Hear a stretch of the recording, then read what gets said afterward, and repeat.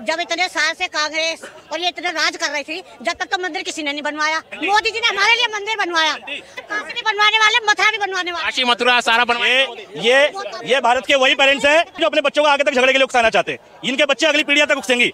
एक मंदिर मस्जिद के लिए यहाँ की पीढ़ियां 10-20 साल, 30 साल, 50 साल तक लड़ रही है और ये अगले 100 साल तक लड़ाने को तैयार है कि मथुरा में चाहिए, काशी में चाहिए। हिंदू मुस्लिम की कभी भी मोदी जी ने नहीं कही। मोदी जी ने क्या कहा? शमशान कब्रिस्तान, यूपी का बयान था ना वो, कहीं मैंने तो नहीं कहा था, मोदी जी ने कहा था। हिंदू मुसलमान कौन करता है? कपड़ों से आइडेंटिफाई करने वाला कौन था? मोदी जी थे ना। ठीक है, हिंदू हिंदू ने रहा, मुसलमान मुसलमान नहीं है, एक ही मोहल्ले में रहते हैं, फिर भी एक दूसरे के लिए सम्मान नहीं है। सिर्फ सीमा और नक्शे पे दिखता है भारत। सच ये है कि हम सबके दिलों में जिंदा हिंदुस्तान नहीं है। तो भैया ये कम्युनलवाद वाले लोग हैं, ये भविष्य के आतंकवादी हैं, भविष्य के पक्का। ये मानसिक रूप से तो आतंकवाद की तरफ चली चुके हैं, ये शारीरिक रूप से भी चले जाएंगे एक दिन। अभी हो गया ना, ठीक, वो क्या कह के गया? अगर वो यहाँ पर राहुल गांधी को गाली देता कोई दिक्कत नहीं थी, सोनिया गांधी को देता कोई दिक्कत नहीं। गाली किसको देके गया? महात्मा गांधी को। तो महात्मा गांधी को गाली दी जा रही है जिसके शासनकाल में, क्या उसने अच्छी सरकार दी होगी? अब आप बोल चुके भाई साहब, ऐसा है, मोदी जी ने गारंटी दी थी 2 करोड़ रोजगार देने की, 2 करोड़ नौकरी देने की गारंटी नहीं थी उनकी। पहली बात तो आदमी ये क्लियर कर ली। एक सेकंड, अब चुप, अब पहले बोल देना। तो अब ये कह रहे हैं कि विदेशी कंपनी आई है, ये कंपनी आई, वो कंपनी आई।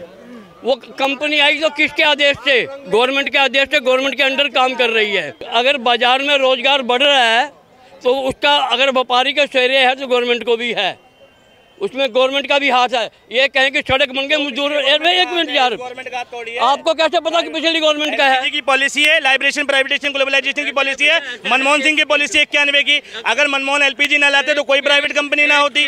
कैसी बात कर रहे हो आप? ठीक है, मनमोहन सिंह के टाइम में हमारे देश में 3 महान अर्थशास्त्री थे।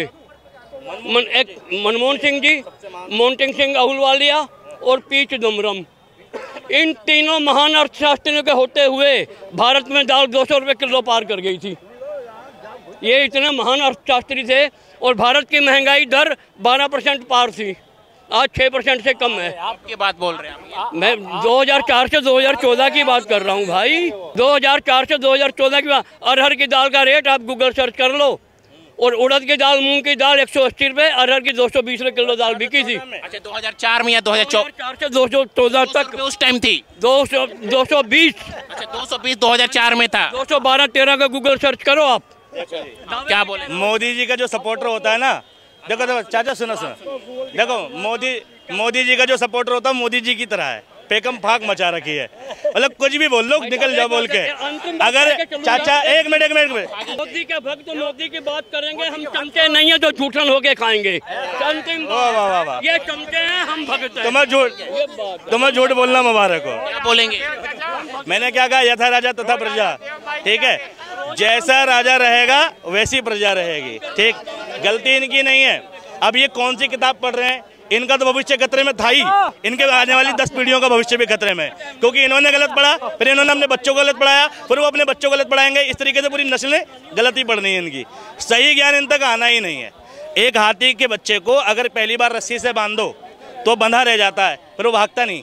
उसके बाद फिर उसे नॉर्मल धागे से बांधोगे ना, तब भी वो उसी घेरे में घूमेगा, क्योंकि उसे ये लगेगा कि मैं रस्सी से ही बंधा हूँ।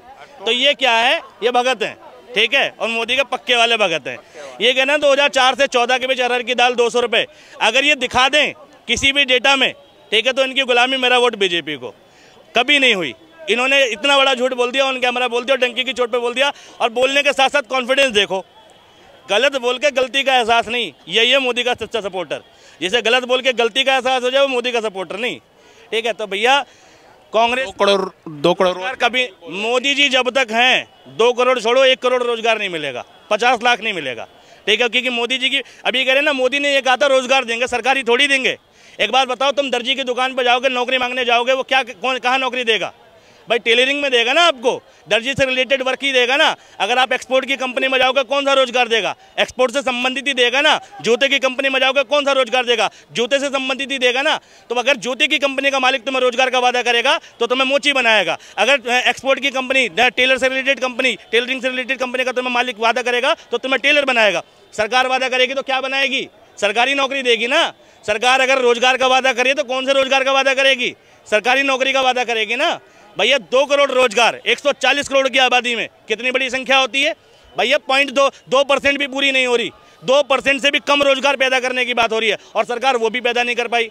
1.83% होता है, 1.83% सरकार को रोजगार पैदा करना है और 1.83% सरकार रोजगार पैदा नहीं कर पाई। उसके बावजूद ये लोग कह रहे हैं मोदी ने ये थोड़ी कहा था सरकारी, अरे मोदी ने नहीं कहा था, कम से कम उसने कहा तो था जितना कहा था वो पैदा करवाओ। सरकार सरकारी नौकरी नहीं देगी तो भैया फिर प्राइवेट के लिए तो प्राइवेट कंपनियां हैं, तो फिर सरकार से आश्रित क्यों होंगे भाई? एक्सपोर्ट की कंपनियां आदमी खुद जाके लग सकता है भाई, दुकानों पे आदमी खुद लग सकता है। सरकार की जिम्मेदारी सरकारी नौकरियों की होती है और किसी और नौकरी की थोड़ी होती है। महंगाई दर पे बोला चलाते हैं, महंगाई दर पर बोला था उन्होंने। महंगाई दर भी झूठ बोल कर गए हैं। सबसे ज़्यादा जीडीपी मनमोहन जी के बाद टाइम पे बढ़ी, ठीक है, 10.7% की दर से थी, ठीक है, और थोक महंगाई दर जो थी उस टाइम पे 3.5% की दर से थी। मोदी जी के शासनकाल में कभी जीडीपी 10 तक पहुंची ही नहीं है। इस वक्त भी 7.6% की दर से चल रही है। 2016 ये तो कह रहे कोरोना आ गया, कोरोना आ गया। कोरोना से पहले कौन सा अच्छा मोदी जी शुभ थे? मोदी जी का एक भाषण सुना था तुमने कि पेट्रोल की कीमत घट गई थी, तो मोदी जी ने एक चुनावी रैली में कहा था कि लोग कहते हैं मोदी तो नसीब वाला है कि इसके आते ही इंटरनेशनल मार्केट में पेट्रोल के रेट घट जाते हैं। तो मोदी जी ने भाषण दिया था कि अगर मेरे नसीब से, ठीक है, किसी के जेब में 2 रुपये बचते हैं तो इससे बड़ी मेरे नसीब की कोई बात ही नहीं। तो तेरे नसीब से पेट्रोल के रेट बढ़ रहे हैं, मुझे बताओ मोदी जी के नसीब से देश में महंगाई बढ़ रही, तुम्हारी वजह से रेट घटे तो तुम खुशनसीब समझो अपने आप को। अगर तुम्हारी वजह से महंगाई बढ़ रही है मोदी जी तो तुम बदनसीब हुए देश के लिए कि नहीं हुए? बताओ मुझे, तो बताओ ना, जब अगर तुम भाषण दे रहे हो तो। अब मोदी का सपोर्टर ऐसे ऐसे लॉजिक लेकर आएगा, मतलब सरकार खुद कहेगी कि नहीं है जी हम नहीं कर पाए, लेकिन सपोर्टर कहेगा हो गया। क्या बोलेंगे आंटी? इधर आइए आप। कुछ ये कह रहे ना मोदी जी ने कुछ नहीं करा, महंगाई करवा दी, वो कर। जब इतने साल से कांग्रेस और ये इतने राज कर रही थी, जब तक तो मंदिर किसी ने नहीं बनवाया, मोदी जी ने बनवाया ना। मोदी जी ने हमारे लिए मंदिर बनवाया, हमें बड़ी खुशी हुई इस बात की। मोदी जी हमारे लिए बहुत अच्छा, हमारी उम्र में उनको लग जाए। मंदिर बनवा दिया मोदी जी ने, वही खुशी है, बस वही खुशी है। आंटी की उम्र लग जाए। सुनो, काशी भी बनवाने वाले, मथुरा भी बनवाने वाले, काशी मथुरा सारा बनवा। ये भारत के वही पेरेंट्स हैं। नहीं, एक मिनट सुन के जाओ। अच्छा सुन के जाओ, ये सुनेंगे नहीं। सुनो, ये वही पेरेंट्स हैं जो अपने बच्चों को आगे तक झगड़े के लिए उकसाना चाहते हैं। इनके बच्चे अगली पीढ़ियां तक उकसेंगी। एक मंदिर मस्जिद के लिए यहाँ की पीढ़ियां 10, 20 साल, 30 साल, 50 साल तक लड़ रही हैं और ये अगले 100 साल तक लड़ाने को तैयार हैं कि मथुरा भी चाहिए, काशी भी चाहिए। अगले 200 साल तक लड़ते हैं अगर 370 ना हटती तो। 370 हट गई, खुशी हो गया भाई। अगर 370 ना लगती ना तो लड़ाई का मुद्दा ही ना रहता, ठीक है। अब ये कह रहे हैं 370 के तहत तो कम से कम कश्मीर आया, ठीक है, कश्मीर हिस्सा ही बना 370 के तहत है। अगर भैया नेहरू 370 लाते नहीं तो कश्मीर कभी भारत का होता भी नहीं। ये भी तो पढ़ो, अगर पढ़ रहे हो तो। भाई 370 जिस टाइम नेहरू ने कश्मीर को हिस्सा बनाया उस वक्त 370 जरूरी थी, बाद में हटनी भी जरूरी थी, बात सही है, ठीक है। भाई मेजोरिटी से गवर्नमेंट नहीं थी, कांग्रेस की कोई भी गवर्नमेंट इतनी मेजोरिटी से नहीं थी जितनी मेजोरिटी से मोदी जी की गवर्नमेंट आई है। इतनी सीटें, अरे बता तो रहा हूँ, लोकसभा में इतनी सीटें कांग्रेस की कभी नहीं थी जितनी मोदी के पास थी। राज्यसभा में इतनी क्यों नहीं थी? जनता ने वोट नहीं करा, इसलिए नहीं थी। अब क्यों कर रही है जनता वोट? अब जनता वोट क्यों कर रही है? जनता वोट क्यों कर रही है? भैया हर किसी का एक टाइम होता है, ये तो पॉलिटिकल पॉलिसी है। चलो वोट कर रही है, हट गया, अच्छी बात है, मगर नेहरू ने कभी ये कहा था कि हम हटाएंगे नहीं? या कांग्रेस के किसी एक बंदे का स्टेटमेंट दिखा दो जिसने कहा था कि हम 370 हटाने के खिलाफ हैं? महंगाई और रोजगार है कि नहीं मोदी राज में, बताइए। देखिए, महंगाई और रोजगार है। हम ये कहना चाहते हैं कि मैं I am IT person department of telecom, ठीक है। मैं खुद का भी धंधा कर रहा हूँ और नौकरी भी कर रहा हूँ। करने वाला बहुत कुछ कर सकता है और जिसे नहीं करना होता वो बातें बनाता है। स्किल होना चाहिए करने में। इन्होंने खुद ही जस्टिफाई कर दिया बेरोजगारी किस शर्म पे। मैं खुद की नौकरी भी कर रहा हूँ, धंधा भी कर रहा हूँ, 2 काम क्यों करना पड़ रहा है तुम्हें इस सरकार में? पहले के लोग तो मजदूरी करके खुश रह लेते थे। पहले के लोग भैया दिहाड़ी करते थे, बच्चे पाल ले रहे थे सुखी। तुम 2 काम करने के बाद भी कह रहे मैं 2 काम कर लेता हूँ। करने वाला बहुत कुछ कर लेता है। अगर करने वाले पे निर्भर करता तो बंद कर दो सरकारें चुनना, बंद कर दो सांसद चुनना, बंद कर दो मुख्यमंत्री और पॉलिसी। ये सरकारें वेलफेयर होती हैं भाई साहब। सरकारों का काम है कि जनता की भलाई के लिए काम करें, और अगर सरकार काम नहीं करेंगे तो फिर वोटिंग का मतलब क्या है, इलेक्टोरल सिस्टम का मतलब क्या है? हमें एक बात बताइए, अभी तक की हाईएस्ट जो सांसद चुनकर आए हैं, ठीक है, हैट्रिक लगने वाली है, टेंशन ना लो और लग के रहेगी। उससे तुम्हें क्या मिलेगा? हमें जो भी मिलेगा लगेगा। नहीं मुझे बताओ, मान लिया मैंने, सुनो मेरी बात, हैट्रिक लग गई मान लो, मोदी जी 400 नहीं 500 600 पार आ गए, ठीक है।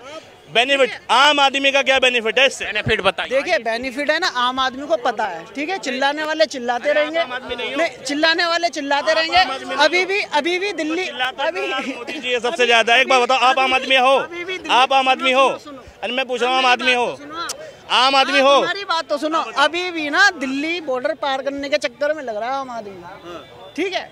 और देखना जो किसान नहीं है, आप उन्हें नहीं है वो, आप उन्हें किसान कह सकते हैं? चाकू तलवार लेके आ रहे हैं वो, चाकू तलवारें लेकर आ रहे हैं, क्या बोलेंगे भाई? एक बात बताऊं, ये वो लोग नहीं, ठीक है। और मेरे किसान अभी जो हमारे खेत में जो गेहूं उग रहे हैं ना और गन्ना कट रहा है, सारे किसान अपने अपने काम पे लग रहे हैं। कहाँ के किसान हो? अरे भैया देश के किसान हैं हम। हाँ के हो? बधाइयों गाऊं। हाँ सुनो, अब सुनो, ये किसान, पहली बात तो भारत में अंदर जितने भी व्यक्ति हैं, ठीक है, 60-65% लोग सब किसानी से ही आते हैं, क्योंकि भारत में 65% खेती होती है। और खेती कैसी होती है? निर्वाह खेती होती है। भाई अभी बिहार का किसान नहीं आया, उड़ीसा का किसान नहीं आया, असम का किसान नहीं आया। क्यों? क्योंकि बिहार, उड़ीसा, असम में जो किसानी है वो बहुत छोटे लेवल की है। 1 कट्ठा है, 2 कट्ठा है, 4 कट्ठा है। और पंजाब और हरियाणा का किसान होता है बड़ा किसान, जहाँ पर बीघों में ज़मीन होती है, ठीक है। प्रोटेस्ट करने का जो अधिकार होता है, देखो एक व्यापार मंडल होता है, 50 दुकानों का एक व्यापार मंडल होता है, जिसमें 10 लोग अध्यक्ष होते हैं, ठीक है। 1 मिनट, 10 लोग होते हैं, ठीक है। 1 मिनट, व्यापार मंडल का अध्यक्ष 10 बंदों का होता है। वो 10 बंदे 100 दुकानों 200 दुकानों को रिप्रेजेंट करते हैं। कल को कोई भी बात होगी, वो 100 दुकान वाले उठ के नहीं जाएंगे, वो 10 बंदे उठ के जाएंगे, ठीक। इसी तरीके से भारत के संपूर्ण किसानों का नेतृत्व भारतीय किसान यूनियन करती है, ठीक है। और अलग अलग किसान यूनियन करती है। और वो किसान यूनियन ज़्यादातर पंजाब में है, ज़्यादातर पश्चिमी उत्तर प्रदेश में और ज़्यादातर हरियाणा में, इसलिए यहीं का किसान आता है, ठीक है। ये मत कहो कि मैं यूपी का किसान रिप्रेजेंट। मोदी जी, एक मिनट, 140 करोड़ लोगों को रोजगार चाहिए। सुनो, 1 मिनट, भाई कह रहे हैं वो बड़े किसान हैं और रेंज रोवर में आते हैं। 140 करोड़ लोगों की आबादी है इस देश में, नहीं 140 करोड़ लोगों के लिए हमने एक रिप्रेजेंटेटिव चुना है। आप आगे मोदी ही बदलेगा, कोई नहीं बदल सकता। मोदी देश बदलेगा? हाँ मोदी ही ये कह रहे मोदी जी देश बदलेंगे। बिल्कुल। अरे देश तो, 1 मिनट, मोदी जी ने हिंदुस्तान की तो तस्वीर बदली दी। पहले जो लोग एक दूसरे के साथ मिलकर कहते थे सब नेता हरामी होते हैं, पहले क्या होता था, जब डिस्कशन होता था तब गाली पड़ती थी नेता को कि नेता सारे हरामी होते हैं। अरे नेता किसी का सगा नहीं होता। आज पता क्या कहते हैं? तू हिंदू है, तू मुसलमान है, ठीक है, तो ये है, तो खाली मतलब पब्लिक को समझा रही है। यही तो बदलाव है, यही, हमने उसको बात, मोदी ने बात दी तो हिंदू मुस्लिम हो गया। ये बदलाव है, ठीक है, ये बदलाव है। हम अपने लिए कह रहे हैं तो हम गलत हैं। तुम हिंदू मुस्लिम देखो, हिंदू मुस्लिम की कभी भी मोदी जी ने नहीं कही। हिंदू मुस्लिम ने कभी, हिंदू मुस्लिम ने नहीं, हिंदू मुस्लिम की तो कोई आज तक कोई बात ही नहीं कही मोदी जी ने। हिंदू मुस्लिम की आज तक उनने कोई बात नहीं कही। उनने ये बात कही है कि मेरे लिए सब लोग समान है, मैं सबके लिए समान। क्या बोलेंगे? ये तो वो वाली बात हो गई, KFC वाला कह रहा भैया मुर्गियाँ कम काटा करो, KFC वाला कह रहा मुर्गियाँ कम काटा करो। भाई मुर्गी की हत्या पाप है, हिंदू मुस्लिम बीजेपी नहीं करती। योगी आदित्यनाथ ने इंदिरापुरम के, एक मिनट बता रहा हूँ, एक बयान बताऊंगा। योगी आदित्यनाथ ने यूपी के अंदर इंदिरापुरम में शक्तिखंड क्षेत्र में एक बना कैलाश मानसरोवर, उसके उद्घाटन में क्या कहा था कि अभी यहाँ कैलाश मानसरोवर बना है, पहले यहाँ हज हाउस बना करते थे, ठीक। हिंदू मुस्लिम का एंगल लाया, जबकि अगर हज हाउस बना है तो भी यूपी की जनता के लिए बना है, अगर कैलाश मानसरोवर बना है तो भी यूपी की जनता के लिए बना है, दोनों, ठीक है। एक मिनट, ठीक है, दोनों उधर के लिए हैं। लेकिन तुमने इसमें हिंदू मुस्लिम का एंगल किसने घुसेड़ा? योगी आदित्यनाथ है। किसी मुसलमान को दिक्कत नहीं, किसी हिंदू को दिक्कत नहीं, बने, कोई दिक्कत नहीं है, ठीक। इसके बाद मोदी जी ने क्या कहा? शमशान कब्रिस्तान, यूपी का बयान था ना वो। भाई मैंने तो नहीं कहा था, मोदी जी ने कहा था। हिंदू मुसलमान कौन करता है? कपड़ों से आइडेंटिफाई करने वाला कौन था? मोदी जी थे ना, ठीक है। और 1 मिनट, अपनी संस्कृति को भूल करके, अगर हम अपनी संस्कृति को भूल करके अगर हम किसी और संस्कृति को अपनाते हैं तो फिर हमारी संस्कृति गई कहाँ? देखो, एक मिनट भाई, मनमोहन की तरह टोपी नहीं पहनते भाई को दिक्कत है। मनमोहन की तरह मोदी टोपी पहन ले तो सही लगेगा। एक मिनट, बहुत 4 लाइनों में अपनी बात क्लियर कर दूं। 2 बातों में सुनो, एक मिनट, अरे जिता लो, कोई दिक्कत नहीं। सुनो, हिंदू ना रहा, मुसलमान नहीं है, एक ही मोहल्ले में रह रहे हैं, फिर भी इनके लिए एक दूसरे के लिए सम्मान नहीं है। चलो सुनो सुनो सुनो, पूरी बात सुनो। अरे सुनोगे भाई, अरे यार बोलने तो दो, ठीक है। हिंदू हिंदू न रहा, मुसलमान मुसलमान नहीं है, एक ही मोहल्ले में रहते हैं, फिर भी एक दूसरे के लिए सम्मान नहीं है। सिर्फ सीमाओं और नक्शे पे दिखता है भारत। सच ये है कि हम सबके दिलों में जिंदा हिंदुस्तान नहीं है, ठीक, और कुछ नहीं है। ये वो लोग हैं, देखो तुम्हें हिंदू बनना है तो मोदी पसंद आएगा, जिसके मन में हिंदू चलता है, धर्म चलता है, जिसके दिमाग में धर्म चलता है, उसके लिए मोदी एक नंबर नेता है। लेकिन जिसके दिमाग में हिंदुस्तान चलता है ना, उसके लिए मोदी नेता नहीं है। महात्मा गांधी है, भगत सिंह है, ठीक है ना ना ना। धर्म कम्युनलवाद वालों के लिए मोदी है, जो धर्म के एजेंडे पे चलते हैं उनके लिए मोदी है, जिनके लिए जो धर्म से। क्या बोल रही हैं आप? इधर आइए, क्या बोल रही हैं आपकी? मोदी जिसने सुधार कर दिया, क्या सुधार नहीं किया? पहले के माहौल में क्या होता था, पढ़ाई पे कोई ज्यादा ध्यान नहीं देता था। पहले पैसे दे के नौकरी ले लेते थे, पैसे दे के नौकरी ले लेते थे। अब क्यों नहीं कोई ले लेता? यूपी में पेपर लीक हुआ, अभी हुआ है लीक। यूं करने से थोड़ी हो जाएगा यार। यूपी में पेपर लीक हुआ है, ये यूपी में पेपर लीक हुआ। यूपी जी 18% जीएसटी लगा के महत्व दिया एजुकेशन पे। सबसे ज्यादा टैक्स वसूलने वाली सरकार है एजुकेशन पे, कहने महत्व दिया। बताओ ना कितना, बताओ कितनी जीएसटी लगती है एजुकेशन पे? जीएसटी कितनी लगती है? अभी कोई भी टैक्स देता, कोई भी, अगर कोई हीरो भी कोई देता है, उसे भी देश के लिए खर्च करता है वो। कह रहा गांधी का चमचा। जिस बंदे को महात्मा गांधी का नाम लेना नहीं आता हो तमीज से, गांधी के देश में गांधी के बारे में ऐसे विचार रखते हो, उससे तुम उम्मीद करोगे कि वो देश के बारे में सही सोच लेगा। तो भैया ये कम्युनलवाद वाले लोग हैं, ये भविष्य के आतंकवादी हैं, भविष्य के पक्का।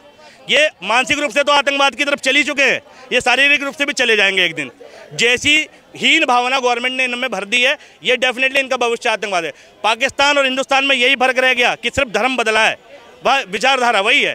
वहाँ भी धर्म के नाम पे लोग मारने काटने को तैयार हैं, यहाँ पे तैयार है, ठीक है। वहाँ भी धर्म के नाम पे लोगों को सरकारें चाहिए, यहाँ भी लोगों को धर्म के नाम पे सरकारें चाहिए। मोदी जी की उपलब्धि है ये 10 साल की, और ये रहेगी, ठीक है। अभी वो गया ना, ठीक, वो क्या कह के गया? अगर वो यहाँ पर राहुल गांधी को गाली देता कोई दिक्कत नहीं थी, सोनिया गांधी को देता कोई दिक्कत नहीं। गाली किसको दे के गया? महात्मा गांधी को। तो महात्मा गांधी को गाली दी जा रही है जिसके शासनकाल में, क्या उसने अच्छी सरकार दी होगी?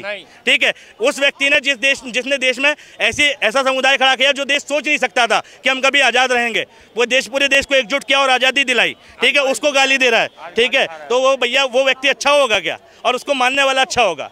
तो भैया ना तो रणराम गोडसे के ये उपासक हैं, और भैया इनके पिताश्री इनके ब्लड में थी, वो भी आज़ाद भारत का पहला आतंकवादी था, और ये आज़ाद भारत के अंतिम आतंकवादी बन सकते हैं, हो सकता है, ठीक है, और कुछ नहीं, ठीक है। आज़ाद भारत का आतंकवादी कौन है? ना सुनो। अब उसने कहा कि मोदी जी ने एजुकेशन में किया, मोदी जी ने एजुकेशन में बहुत किया। जीएसटी और सबसे हाईएस्ट टैक्स वसूलने वाली सरकार है, ठीक है। वो कहता है स्टेट गवर्नमेंट नहीं लेती क्या? अरे स्टेट गवर्नमेंट भी क्यों ले रही है? लगाया किसने? पॉलिसी किसकी है? पॉलिसी तो गवर्नमेंट की है ना, सेंट्रल गवर्नमेंट नहीं है भाई, टैक्स फ्री करती। भाई दिल्ली की गवर्नमेंट तो 75% देती थी अपना शिक्षा को बजट, तो उनने भैया मोदी सरकार कितना बजट देती है? 2% बजट देती है शिक्षा को। तो भैया कुछ नहीं है, पेपर लीक होंगे।